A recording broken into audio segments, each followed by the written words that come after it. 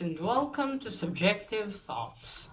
And our manga for today is Alice in Borderland, Volume 1 by Haro Aso, published by Viz. Now, there is danger, injury, traps, murder, games, and weird shit in this one, so if you are in any way squeamish, you have been warned. Also, spoilers. Alright, Haro Aso did the writing and the art, I believe. One moment. Um, I think he's, story and art by him. So he's done everything. Okay. Oh, one moment. So this is a manga I picked up, I think, 2 years ago already. I think, or last year. I definitely don't think it was this year. I think I picked it in 2022. I don't remember exactly. But anyway, I picked it up because the premise sounded interesting, and Alice in Borderland, like Alice in Wonderland. So I thought, ooh, this might be my kind of thing. And I finally read it, and it was just this will be my kind of thing. I finally read this, and holy shit, it was amazing. Okay, so the story starts with a young man named Ariso. That's his surname. And he's a young man with no real direction in life. He doesn't know what he wants to do. Tests are looming, college, all that shit. He's got a younger brother who's a perfectionist and essentially the favorite son. So he doesn't know what he wants to do. He just, he's just no direction, no idea what to do with himself. He has his best friend, Chato, who's also like him in the sense of no direction and not sure what to do. So after a day of exams in school, or a certain exam there, after they finished there, he caught in a conversation with his brother. His dad wants to talk to him. Aristo calls not Chat, he calls another friend, Karibo. I'm definitely butchering his name. Kind of still want to call him Karibu, like the the Yu-Gi-Oh card, the little fuzzy creature. Fuck it, I'm just gonna say Karibu. So it's another friend of theirs. They've been together in when they were young, maybe seven, something like that. They were in the same class, and he happened to meet them again 6 months before this. They were beaten up by two drunk dudes, and he saved them. So Karibu works in a bar. He's saving up money. He wants to move to Australia and raise sheep. So Chato suggests, why don't we all go to some station to look for girls? He's the slightly, and yeah, I'd say slightly obsessed with the ladies. Not obsessed, but likes the ladies. A little bit of a pervert, but nothing too exaggerated in this case though. So it's like, let's go because there's no trains now. We'll just walk. So they walk until they have no more energy. Then they sit down in one station, like, okay, we'll wait for the morning so the train will take us home. And then suddenly they see some weird, at first they think it's fireworks, but it's something exploding in the sky. And like, what the hell's going on? And then after a huge explosion, after several go off, they suddenly wake up and they're back at the bar that Karibu works in, or I should say owns. I think he stayed back some classes. There's something like that, or I don't know, not stayed back classes. I think he left in middle school. Anyway, they all wake up in this bar again, but it looks like decades have passed because everything has a thick layer of dust, and they're buried under the dust. They go outside, Like, what's going on? Because before this, Aristo wished there was a zombie apocalypse. You know, he would fit much better in a world like that. But, and then suddenly this, like, shit, did my wish come true? So they go outside, all three of them, and yeah, it's deserted. It does look like after a zombie apocalypse. Everything's abandoned. There's, weeds are growing everywhere. It's desolate there. So at first, Chato and Aristo's like, yay, this is some kind of dream. We're going to have some freedom. They go to supermarkets to get drinks and food. And they're all happy. And the only one serious here is Karibu. He's like, okay. And after he's like, what's going on? Obviously, this is real. This actually happened. We're in some kind of another reality, another world. And then the evening of the next day, they go and they see some kind of like a festival. And they go inside and they go into the place. It kind of reminded me of the scene from Spirited Away. And the parents, they go and there's all this like ready for the festivals, a bunch of food that reminded me of that. So Aristo and Chato do some shenanigans. And then suddenly they hear a noise. They hear a toilet flush. And then from the toilets emerges a young woman, Shibiki. She's the first person they saw there. And when she looks at them, she's like, oh, I'm stuck with a bunch of high schoolers. And this is where shit gets real and gets explained. Okay, so they are now trapped in a game. Shibiki explains to them, so they have to think fast. Karibu wants to get out of there, but she tells him, no, don't move. He's going, to the gate, and then she takes a twig and throws it, like, outside the gate, and then it gets zapped and burned. She's like, yeah, don't go anywhere. So she explains to them, you have fallen into a game. You have to participate, you can't leave. So the game is, essentially it's very sick. These are like deathly games. So they have no choice but to participate. So they each go and they draw a fortune from this, like the tube-shaped box. And each one draws a fortune. Karibu gets the best fortune. I think Shibiki gets a bad fortune.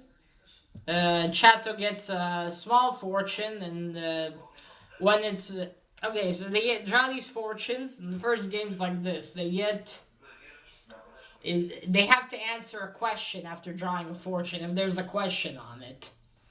The first question they get wrong. Chato has to answer. It's a math question. He gets it wrong. And two arrows, burning arrows, fly at him and almost get him. But he makes it. And they're like, ah, shit. And then it's Aristo's time to draw out a fortune. He gets a terrible fortune. And he just freezes. They're like, ah, shit, what are we going to do? And they're like, we're all doomed. Because the question Aristo gets is, what's the population of the Earth? And it's, they don't know how much time has passed or even what's going on. So how can they answer? And if they answer wrong, they're all fucked. So then Karibu sits down and says, Aristo, I completely trust you. And Shibiki's like, you kidding? Well, what is he gonna do? So then we learned that, now you think what Aristo can do. So far, Karibu has been the most resourceful and the most... the one that manages to do things. So as it turns out, Aristo has a talent of observation. He's very good at observing things. Karibu tells a story of how when they were children in school together, a bully harassed him. Bullied him, harassed him. And Aristo noticed that he has a weird mole. As Kiribu was like, I'm gonna go, kick him, and then Aristo's like, no, wait. So instead of kicking, they went and and told everyone about his mole, and then until he himself started crying, the bully, and left them alone. So suddenly now Aristo starts to think, why fortunes? What is going on? Why was this picked? And he essentially he calculates what's going on. Wait, Jesus Christ, Vasya. Hello. He's sorry, he's going a bit nuts this morning. Yes. So he figures out that because they get their fortunes, they get the direction, and then from the direction they get is where they need to run to safety. Because Karibu got, you're the leader, your direction is south. So he says, we'll have to run to the south, and that way we'll be saved. Because obviously, the question Aristo gets, he cannot answer it correctly. There's no way that he would manage it. So, I almost, like a few billion arrows are gonna fall on them. So they all start running to the south. There's a well there. Karibu opens it. He thinks maybe they can hide inside, but it's sealed. And then they think, oh no, we're all doomed. But then some arrows fall on the ground, and they see there's a door to a bunker. They go down the bunker, and they're saved. And then we see that there's a holy shit, Vasya. Vasya, calm down. What is wrong with you? Oh, I guess you have the zoomies. Sorry. Shit. Yeah, so they go down, there's this machine, and there's a screen that says, congratulations, you survived the game. So they all get a little note that gives them their visa and a card. So the level of the game they were playing was 3 of clubs. And as Shibiki says when this whole thing starts, it's not a too dangerous level, basically, is what she says. I mean, based on what they went through, it doesn't seem like that, does it? So, Aristo looks at this visa. Now they have, each of them has a 3-day visa, and they take the card as well. So then they all go, oh, and Chato gets injured by an arrow after, Shibiki has a question about liters of milk in a cow's udders, and she answers wrong. It's impossible to answer that question, really. And after that, Chato gets a fiery arrow in his leg. He's fine. And they help him. So they all go to a hospital. They bandage him up. Shibiki injects him with some medication. And then Kariba's like, okay, after he finds some food, he's like, tell us what's going on here. Meanwhile, Aristo's on the roof just looking. He's like, oh man, what did I think? I want to go back. What is going on here? And as he goes back to his friends, he suddenly hears someone in a closet, or just sort of a closet. He goes in, there's a man in there, and he says, I'm tired of it, all my friends are dead. And Aristo wants to go in there and, maybe help him. He's like, hey, are you alright? But the man pushes him out and closes the door. And it's like, there's a... he can see through the door. It's like this window with a little sort of a fence. So then, while that's happening, before Shibiki explains to them that when you reach this world, you have a visa. You have to, and now before that, she explains to them how the games work. She was also, she also woke up in that world. They have to, they basically have to play the game and earn visa points to stay there. Because if they run out of visa points, and then at that moment she moves the curtain and shows them, you see a bunch of rays coming down from the sky. And where Aristo is, that man gets a ray right through the head, and his head explodes. It's like, holy shit. So that's what happens. So it's a catch-22. You have to risk your life to get points to not get killed, basically. So you're like, ah, shit. So then the next day, they have a bit of a few laughs. They try fishing. Chato's actually good at fishing. He catches them dinner. And, they're all like, oh, what are we going to do? Okay, Shibiki knows how much visa points she has because she doesn't take her note with her. So then they're like, okay, we need to. After they eat the fish, they have a few laughs. Kariba says, we have to participate in another game. He's like, we can't, relax. We need to stay sharp all the time, or else this is going to get us. And he's right. He says we need to have the resolve of a soldier, the iron resolve of a soldier. So they need to go and participate in a game. Now, because Chato is injured, they can't let him participate. He has to stay behind. Shibiki stays behind with him so he wouldn't worry himself to death. So Ariso and Karibu go into this apartment complex. It's L-shaped. That's going to be important. And they meet a bunch of other players. This again, first time they see way more. Second time they see way more people. There's a whole bunch of people as well. There's two guys there that are new. So anyway, they all said this is a I forgot what the card was, but this is like a level 5 game. It's even more dangerous. So the game is a game of tag. Now, before they announce this, they get told that the murderer is running rampant in the building complex. Something that Rizzo picks up on. So the premise of this game is they all have to find the base and touch it within 30 minutes. If they don't, they lose. The game stops either when they touch the base or all the players die. So they all start, going, and they can't leave the building because there are mines around. So the game starts with 11 players. But as it progresses, several die. There's a killer wearing a horse mask running around.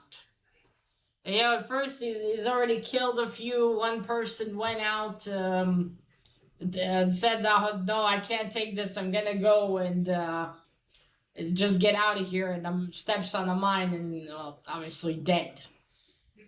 And when the game comes to almost the end, really, they are only there are only 4 of them left. Ariso, Karibu, a young woman, Usagi, and another dude, I forgot his name already. He seems to be very well experienced in this. Because basically most of the game he finds the perfect hiding spot and just sits there like a lump, the bastard. So they're all running around and Naruto doesn't know what to do. And then they come face to face with the killer. And Karibu hides in the corridor and then keeps running. And Naruto's like, oh shit, and what am I going to do? Because if the killer sees him, he's done for. But okay, let's say in this world they can use their strength. So, Aristo always felt invisible back at home because of the way his father's been treating him. Because he only would praise his younger brother, and that's it. So he could disappear. It looks like he uses it literally here. He disappears and the killer doesn't see him. And then after that incident, Aristo starts to think, okay, how does this work? Why... What is going on? What is the killer gonna do? At that point, before this happened, 2 of the players, one who's he's really into army stuff, and he knows the kind of weapon the killer's using, and another is a former wrestler in high school.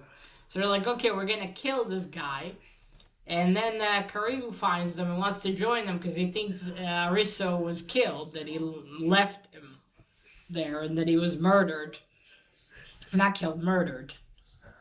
And then Narissa starts to think, okay, if I was in the shoes of the killer, this whole process, we see how they're preparing to, Karibu and the 2 others are prepared to kill the killer, and how Arissa's, he's thinking, okay, if I was the killer, I know I have to kill everyone, I know I have to protect the base, what do I do? So the more he thinks about it, he's like, oh shit. And he comes to the conclusion that the killer would know that as the game comes to finishing, time is running out, his prey is going to become desperate and they're going to try to attack him. So when they execute this plan, the Caribou and the three of them, they try to make him not see with fire extinguishers.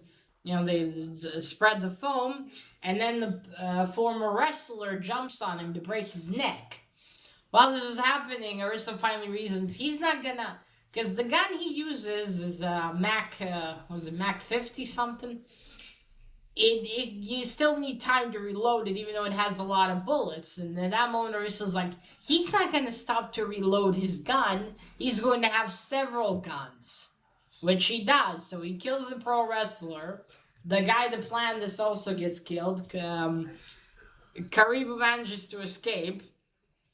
Well, anyway, in the few minutes remaining, Aristo finally figures out that the killer was protecting the base this whole time. That's why he was roaming the way he was. So he goes to to where he is on the 4th floor. About this time, the asshole blonde guy, at least I think he's blonde. The one in the beginning where he's just sitting with his headphones and just listening to something. So he starts going there, finally moving his ass, mind you. He does save Caribou's life because the killer almost gets him at one point. Caribou, instead of running up or down, jumps from the stairs. Somehow survives. The killer's about to shoot him, but then this guy, the blonde one, he shoots him with his own gun that he has. He's never shot a gun before, though, he says. So anyway, he saves Caribou like that. As the killer goes away. So anyway, Aristo gets in there. He finds the base, but there's a catch. There are 2 bases. 2 buttons you have to push simultaneously, and they're both far away, and there's only 30 seconds left. And he says, someone help me, and then through a door bursts Usagi. Usagi, she's a mountain climber. So that's how it looks like she survived so long. That's how she escapes at one point when the killer closes in on her and another woman. The woman gets killed. Again, gets murdered, I should say. So, they both press it, and that's it. They managed, in the last second, they managed to touch base and win the game. But then, the killer that was chasing them, his head explodes. There was a collar around his neck that detonated, and his body falls off. And that's it. The game is complete. They get their visas. Arista's like to Usagi, maybe join us, and she says, I don't want to get attached to people, I might have to kill you down the line. Arista goes to Caribou, helps him up, and they get out of there. They meet Shibiki and Chato. And then right before the manga ends, we see that blonde guy, he goes to the body of the killer. So the killer was another player. So the game here was they had to escape him and he had to kill them all to win. Because he failed to do so, done.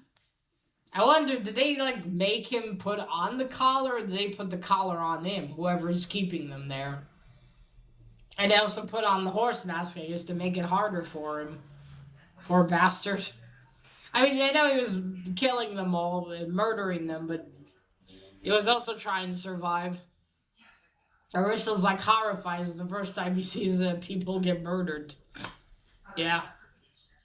Okay, so the blonde guy takes his card and he sees that this guy also had his own visa. And then he picks up and he's looking at the cards and he said, alright, cards, not the best pick, but not bad. I almost have a way out of here. And that's where the manga ends. So it looks like he may have, figured that if he gets a full deck of cards, maybe he can escape Borderland. Okay, so he knows this is called Borderland. Because what Shibiki tells them, after they get to the hospital is what she heard from other players. She herself is not sure. Shibiki as well. She also felt like she didn't know where her life was going. Just graduated and a dead end. All right, and so yeah, so it looks like a deck of cards maybe is what he wants to collect. And this guy also gives a piece of information to Karibu, like listen to the radio, especially the taxi or truck stations. And he tells him, I saved you later on. I'm gonna ask for a favor. Right. So let's get to the art first. Okay. Maybe not that part. Let's go with this part. Oh, there we go. That's Ariso. That's Chato over there. Oh, there he is. You see? Dark hair is Ariso. You see, it's like, oh, see the girl's underwear in this bottle. But again, he's not too comically a pervert. And I feel like that's the real character stereotype. The character stereotype, sorry. So there's Ariso's brother, younger brother. I'll show you. Oh yeah, the art style is great. I really like how the faces look. But I don't think they all have the same type of eyebrows, though. If you notice, you see. So yeah, there we go. And there's Karibu. There we go. Right. Yeah, Karubi, and I don't know. Not sure how to pronounce his surname. Oh, interesting. Risto calls Chato by his private name, actually, not by his surname, because his surname is different. Although he calls Aristo by his surname. I don't know. So you see, they're beaten up and saved by Karibu. Karibu actually reminds me quite a bit of Zoro from One Piece. Uh, yeah, let me not show too much. I'll show you the explosion that brings them there. And Shibiki, and that's it. This is not that old. I don't want to show too much. But yeah, you see, you start seeing these at the train station. See? And then there's the really big one. And right, let's. Oh yeah, I'll actually show you. Oh, look at this. This is pretty cool here. It's like a real scene from Alice in Wonderland. This is some kooky shit.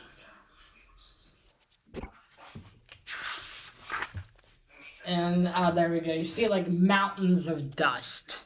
It's like for decades no one's been there. A moment. And you see everything here is deserted essentially. Again, like after a zombie apocalypse, really. And let me just show you Shibiki. Oh yeah, I forgot to say it in the first game, they had until the lanterns were all turned off. If they didn't make it, oh, there we go, there's Shibiki. See, there's Shibiki. I think she's around probably 23, 24, something like that. Yeah, that's the art style. Ugh. Great art style. I love the cover here. Well, the fact that it's purple. I see that's the killer guy.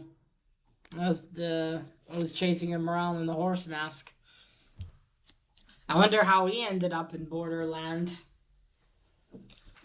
Right, so yeah. Fantastic cover.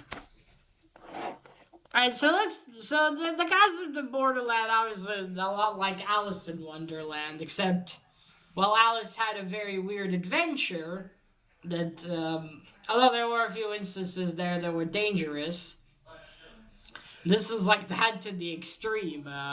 It looks like the people that fall into Borderland are, I don't know, aimless or just really unhappy with life. And somehow they get sucked into Borderland and, well, I don't know. Is there even a way really to escape Borderland? What is Borderland? Is this all some kind of test and when they pass and go back to their world, the real world, they'll be, different people kind of thing? Perhaps it's kind of like Reminds me of something from Digimon, actually, where they all went there, but then when they woke up to getting back to their world, no time has passed. So I wonder if it's gonna be the same here. If in the end they're gonna all wake up and be back in their own world, but different people. Oh, kind of like in Neverwhere by Neil Gaiman. Yes, this is just awesome. I loved it. It was such a fast read for me. I could fly through it. But I love the concepts to begin with, and the characters are great too.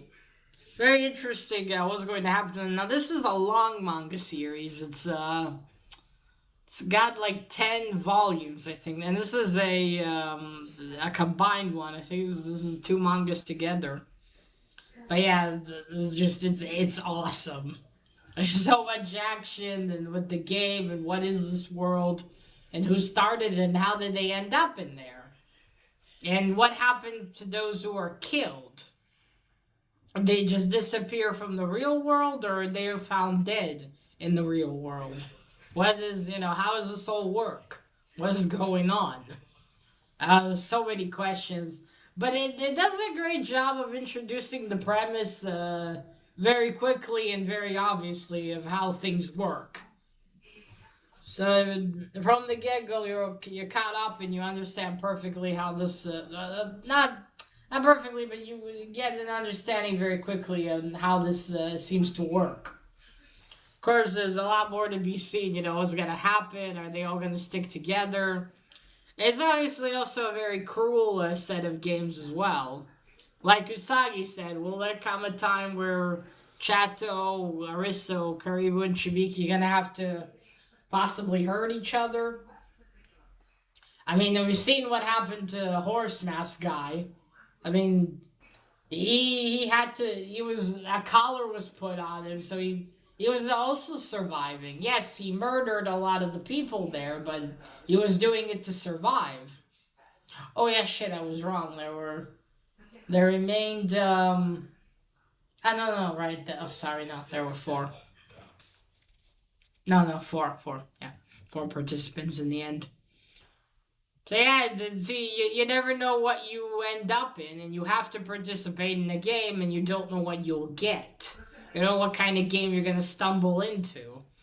You'll have no force to you'll have no sorry you'll have no choice but to participate, or else if you run out of visa, you're dead. So you're dead either way. If you don't survive the game, you're fucked. But if you don't participate, you're also fucked because you run out of visa. Now, who calculates all this stuff and where does it all lead is the questions I would love to find out. I'm gonna have to. I'm definitely gonna pick up the next one because this has been absolutely awesome. I gave it 5 stars. I definitely look forward to reading more. This has been fucking awesome. I said that so many times already. But yeah, I would if you like, if you love Alice in Wonderland and stories of that type, I would recommend this one. This I think you also like. Now there is a bit of violence there, some murder, but I would say overall they don't show you stuff that's too gruesome. It's kind of like I would say more teenage stuff.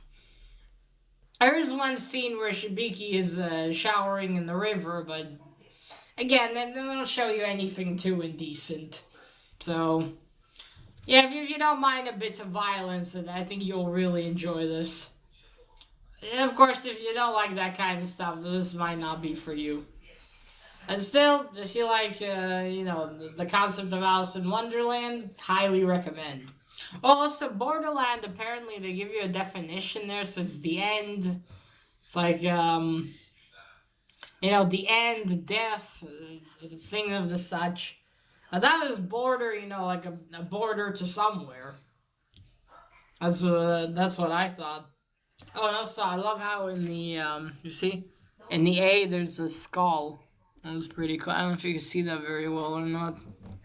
There's a little skull face in the A's. So yeah, Aristo from Borderland. He's the Alice. Alright, folks, so that is it. Let me know, have you read Alice in Borderland? What did you think about it? Alright, now that's it. Remember, collect what you're passionate about and share it on YouTube. Bye!